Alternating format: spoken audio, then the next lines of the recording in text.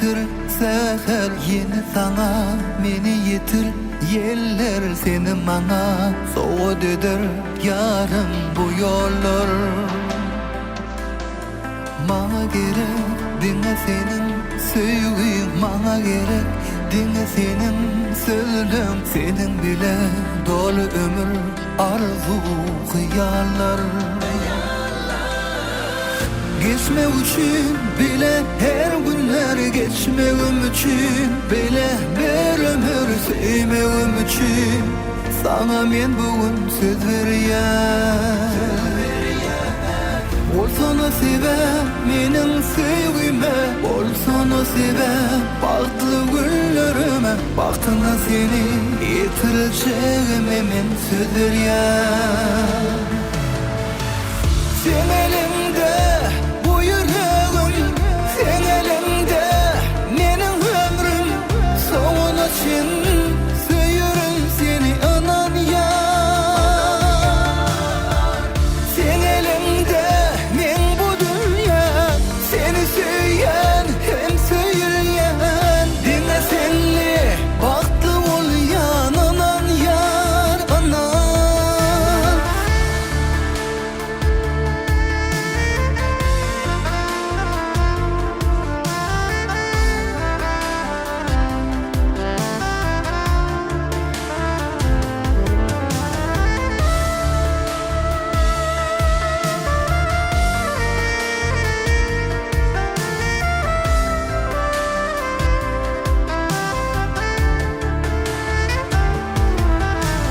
Denemerim özgürlürüm seni, denemesin özgür bilen meni, senin bilen bir pusodu kalbim unutmaz.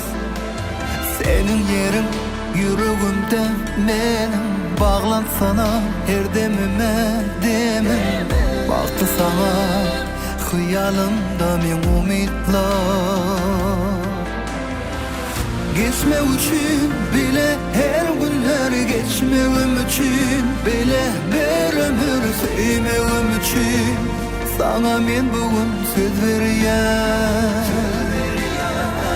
Olsana sebep menin sevgime, olsana sebep baktlı günlerime, baktığımda seni yitireceğime men söz veriyem.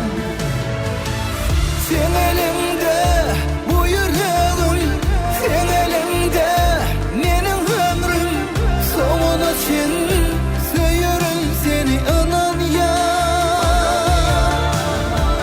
Sen elimde men bu dünya, seni söyleyen hem söyleyen, dinle senli baktlı ol yan anan yar anan. Sen elimde bu yüreğim, sen elinde benim ömrüm, sonun için söyürüm seni anan yar anan.